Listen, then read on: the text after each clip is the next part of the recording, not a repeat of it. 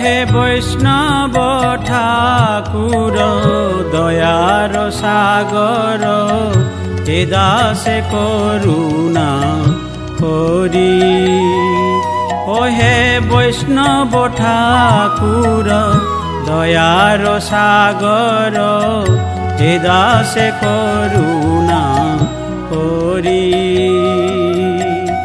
দিয়া পদ ছায়া শোধ হে আমায়, দিয়া পদ ছায়া শোধ হে আমায়, তোমার চরণ ধরি।